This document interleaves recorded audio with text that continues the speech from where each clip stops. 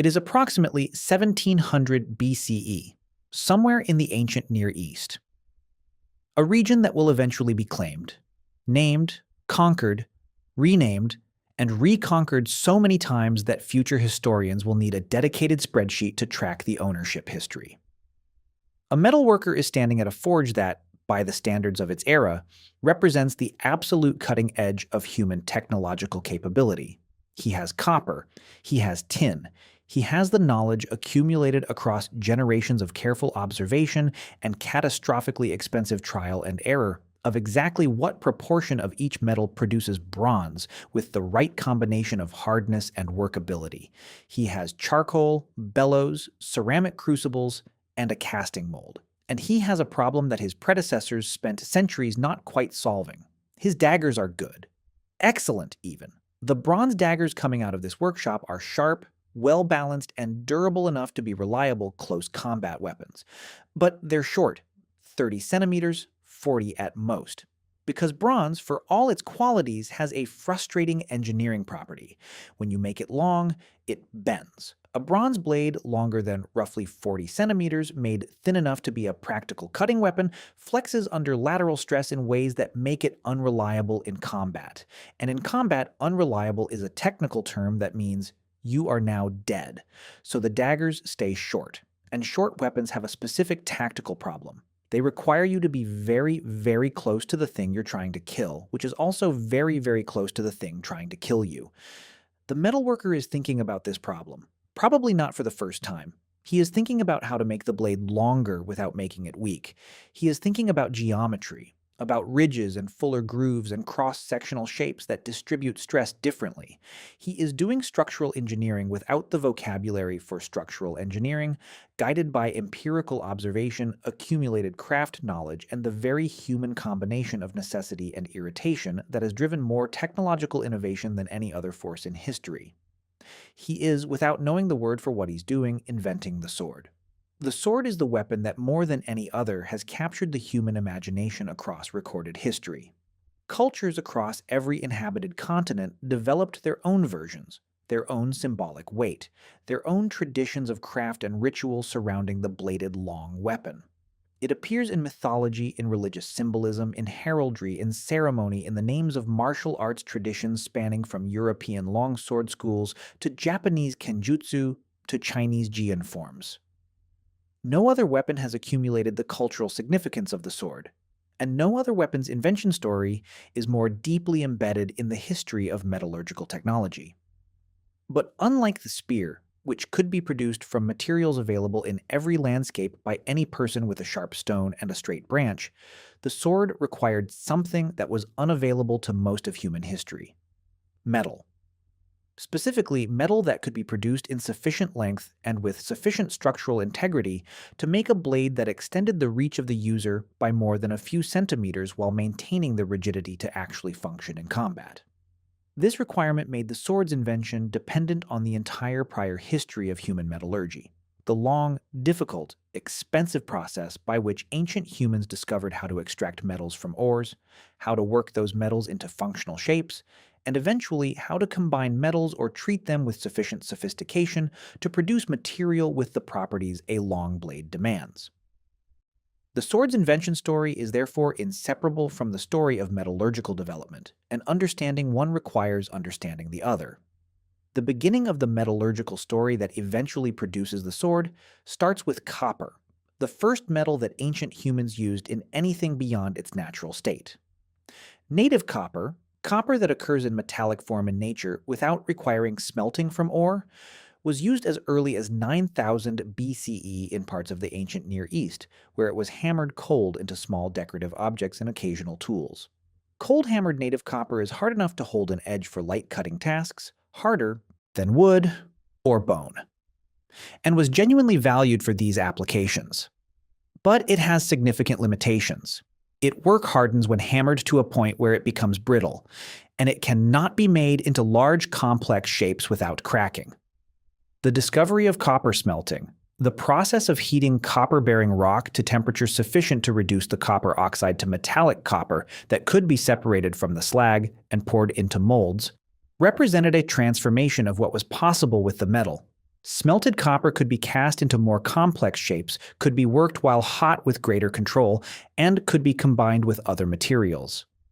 The earliest confirmed copper smelting dates to approximately 5000 BCE in the Balkans and the Near East, initiating what archaeologists call the Chalcolithic or Copper Age.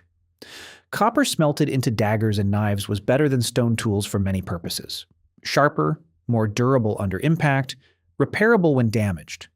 But it shared the fundamental weakness of native copper in structural applications. Pure copper is relatively soft. A copper dagger held an edge poorly compared to the best flint knapping, and a longer copper blade would bend under combat stress in ways that made it impractical. The solution arrived as an accidental discovery that would prove to be one of the most consequential metallurgical observations in human history. Adding tin to copper produced a dramatically stronger, harder alloy. Bronze, the combination of roughly 90% copper and 10% tin, was stiffer, harder, and more resistant to deformation than either component metal. It cast more easily than copper alone, produced sharper edges when worked correctly, and held those edges better under use.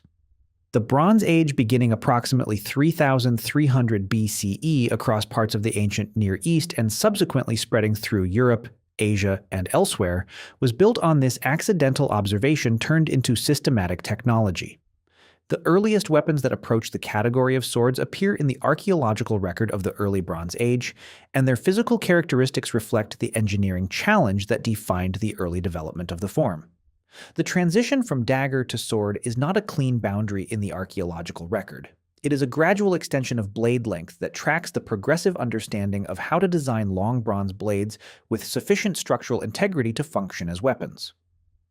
The key design challenge is the relationship between blade length, blade thickness, and the cross-sectional geometry that determines how the blade distributes bending stress. A flat, thin blade of uniform cross-section fails in bending because the outer surfaces of the blade, the parts furthest from the neutral axis, experience the highest tensile and compressive stress during lateral loading. When those stresses exceed the material's yield strength, the blade bends permanently. The engineering solution to this problem is the same solution that structural engineers use in bridge girders and building beams. Add material along the axis of the blade in a geometry that resists bending by moving material away from the neutral axis. The ridges and raised central sections visible in early bronze sword blades are not decorative. They are structural. Flanges of additional bronze along the long axis of the blade that dramatically increase the second moment of area, the geometric property that determines a cross-section's resistance to bending.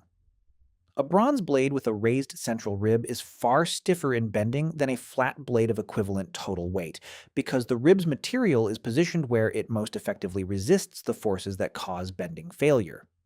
The ancient metalworkers who developed these forms didn't know the term second moment of area. They knew that blades with ridges bent less than flat blades of similar weight. They knew that thicker edges were less likely to deform, but duller, while thinner edges were sharper but more fragile. They accumulated this knowledge through the expensive process of making blades, testing them, observing failures, and modifying designs in response.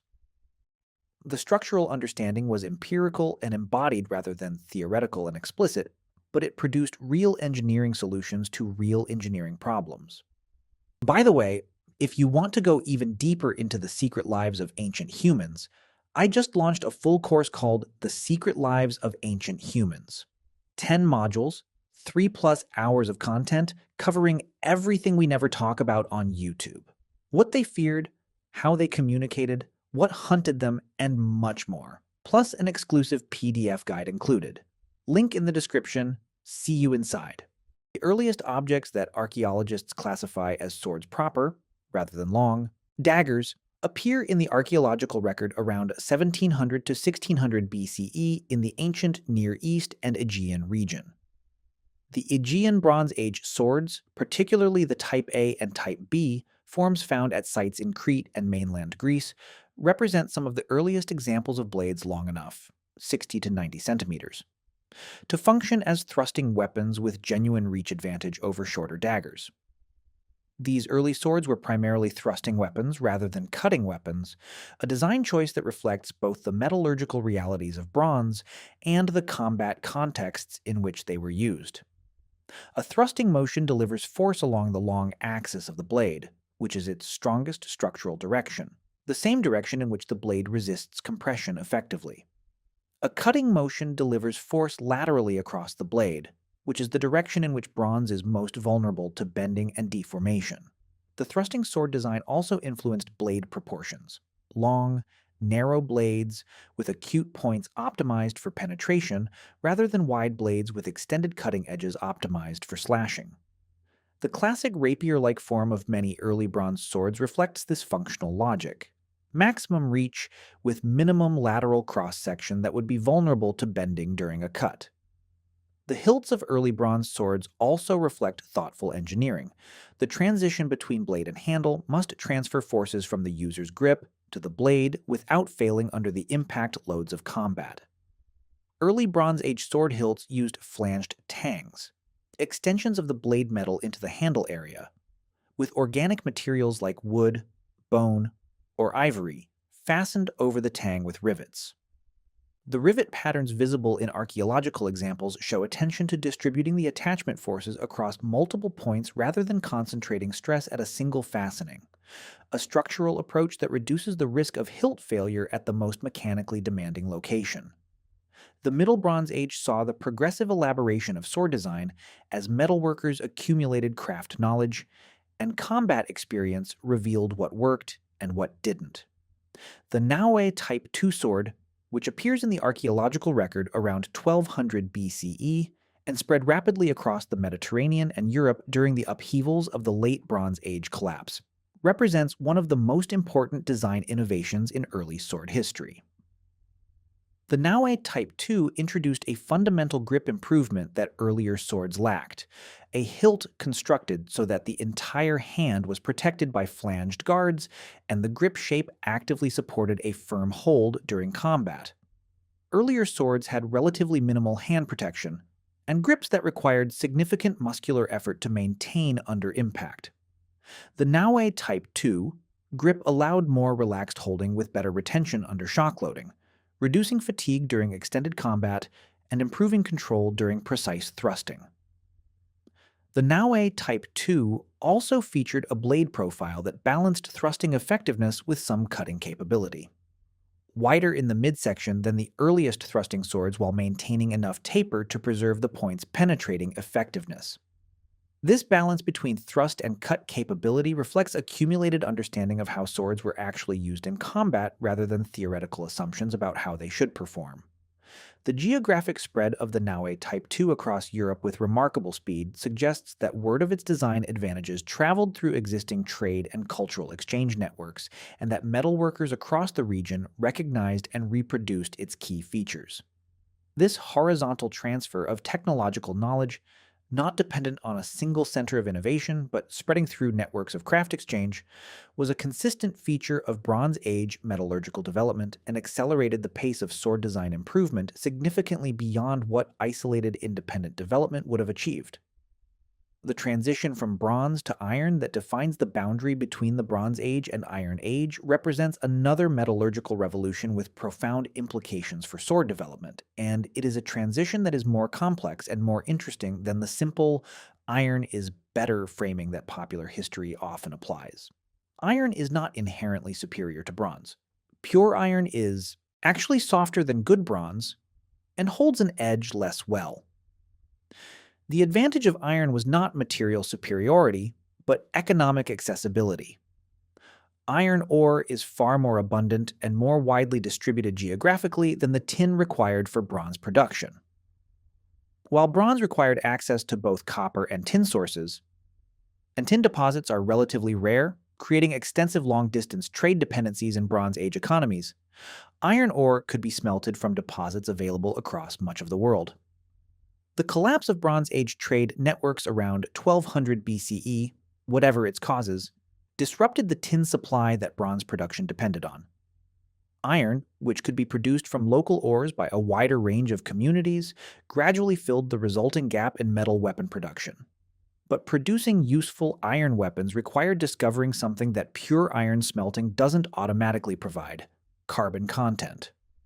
Iron smelted in contact with charcoal absorbs carbon from the charcoal, and iron with sufficient carbon content, steel, is dramatically harder, stronger, and better for edges than pure iron. The discovery that the conditions of iron smelting could be controlled to produce high carbon steel rather than soft iron, and that the resulting material outperformed both pure iron and bronze for sword applications, was the metallurgical discovery that made the iron sword genuinely superior to its bronze predecessor. The process of carburization, deliberately introducing carbon into iron by extended heating in contact with carbon-rich materials, was discovered empirically, almost certainly by metal workers who noticed that iron produced under certain conditions behaved differently from iron produced under other conditions. The relationship between charcoal contact time, temperature, atmospheric conditions, and carbon content in the resulting iron was not understood theoretically. It was discovered through systematic variation of process parameters and observation of outcomes, the same empirical engineering process that characterized all ancient technological development. The quenching and tempering processes that produce the hardness gradients in properly made steel blades represent further empirical discoveries of considerable sophistication. Heating steel above a critical temperature and then rapidly cooling it, quenching in water or oil, transforms the crystalline structure of the steel in ways that dramatically increase its hardness. The quenched steel is extremely hard but also brittle, which makes it inappropriate for sword applications where a blade must resist impact without shattering. The subsequent process of tempering, reheating the quenched blade to a lower temperature, and allowing controlled cooling, reduces brittleness while retaining much of the hardness gained from quenching. The ancient smiths who developed these processes had no knowledge of steel's crystalline microstructure or the phase transformations that occur at critical temperatures. They observed that steel heated to a certain color, judged visually by the color of the glowing metal, and then quenched in water produced a blade that took a sharper edge but was more prone to breaking.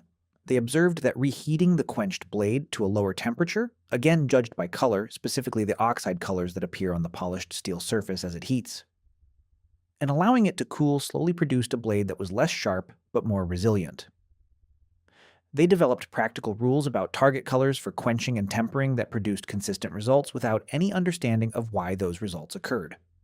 The knowledge was embodied in craft tradition, in the training relationship between master and apprentice, in the verbal formulas and practical demonstrations through which heat treatment knowledge was transmitted, in the accumulated experience of individual smiths who had seen thousands of blades succeed and fail, and had developed reliable intuitions about what produced each outcome.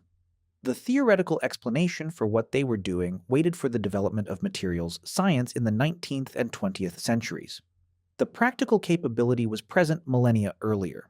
The diverse sword traditions that developed across cultures once iron and steel production became widespread reflect the remarkable range of functional solutions that ancient metallurgists and swordsmiths produced for essentially the same basic design problem: a long metal blade with a handle, optimized for combat. Japanese sword development produced the katana through a metallurgical tradition that turned a constraint, the relatively low quality of Japanese iron ore, into a distinctive design feature. Japanese tamahagane steel, produced in the traditional Tatara furnace, varied significantly in carbon content throughout the bloom. Skilled smiths learned to separate high-carbon and low-carbon steel, then recombine them through folding and forge welding into a composite structure with the hard, edge-holding high-carbon steel at the cutting edge and the tougher, impact-resistant low-carbon steel at the spine and core. The differential hardening achieved through selective clay coating during the quench produced the characteristic curve and the visible boundary between the hard edge and softer spine that Japanese sword aesthetics celebrate. This metallurgical sophistication was not invented by a single person or in a single moment. It accumulated across centuries of development within a craft tradition in which incremental improvements were preserved and transmitted through the master-apprentice relationship, with each generation building on the accumulated knowledge of previous generations and contributing its own refinements. The result, the katana, is technically impressive by any metallurgical standard and represents the product of a long empirical engineering process that operated without explicit materials, science, but produced results that materials scientists can now fully account for. European medieval swordsmiths developed their own sophisticated metallurgical traditions, producing blades in centers like Toledo in Spain, Solingen in Germany, and various Italian cities that were recognized across the medieval world for exceptional quality. The composition and heat treatment of these blades varied significantly by maker and tradition, and the trade in high-quality European blades across medieval and early modern trade networks spread specific makers' reputations and design approaches broadly. The progressive refinement of European sword design from the early medieval period through the Renaissance reflects the same cumulative process of empirical improvement that characterized earlier sword development, each generation's designs informed by observation of what worked in actual use. The cultural and symbolic weight that accumulated around swords throughout their developmental history is itself revealing about the relationship between technology and human meaning-making. Swords became symbols of authority, justice, and martial virtue across cultures that had no contact with each other, suggesting that something about the object's properties, its requirement for skilled production, its effectiveness as a weapon, its association with combat, activated similar symbolic processes in human minds across cultural contexts. The use of swords in ceremony, in oath-taking, in ritual investiture of authority, in religious symbolism across cultures from Japanese Shinto to European Christianity to ancient Egypt, speaks to the depth of the symbolic investment that accumulated around the object. This cultural weight influenced the technology in turn. Weapons that are symbols as well as tools receive investment in production quality, decorative elaboration, and material excellence that purely functional tools don't attract. The finest swords in any tradition, the master-made blades that were treasured, named, inherited, and treated as objects of profound cultural significance, were the products of the greatest skill and most expensive materials available, pushed to the limit of what the technology could achieve. The symbolic importance of swords drove metallurgical excellence in ways that pure functional demand might not have, because the cultural requirement for the object to be worthy of its symbolic role created incentive for quality that exceeded the purely practical. The metalworker at the forge, working with his bronze and his problem, is separated by approximately 3,700 years from the person reading this. What he was doing, heating metal, shaping it, testing it against the properties he needed it to have, modifying his approach when it failed, refining when it partially succeeded, is structurally identical to what engineers do today with materials that would be completely unrecognizable to him. The sword he eventually produced, and the 1,000 generations of refinement that followed it across culture after culture and metallurgical tradition after tradition, represents one of the clearest examples of the process through which ancient humans transformed the material world into an expression of their needs, their ingenuity, and their accumulated understanding of how things worked. He didn't know the physics of bending stress, or the crystallography of steel, or the thermodynamics of heat treatment. He knew what bent and what held, what cut and what crumpled, what worked and what failed. He knew it with the specific precision of someone whose knowledge is written in his hands and his eyes, and the accumulated experience of a lifetime spent making things. That knowledge passed from his hands to his apprentices, and from that apprentice to another, and across centuries and cultures and metallurgical traditions, eventually produced every blade in every museum collection in the world. It produced the traditions that every martial arts practitioner who has ever held a sword inherited.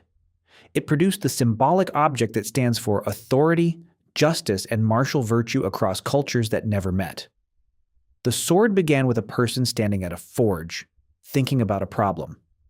It became, through the specifically human process of noticing, experimenting, refining, and transmitting, one of the most consequential technologies and most powerful symbols in the entire history of civilization. Not bad for a metalworker trying to figure out why his daggers kept bending.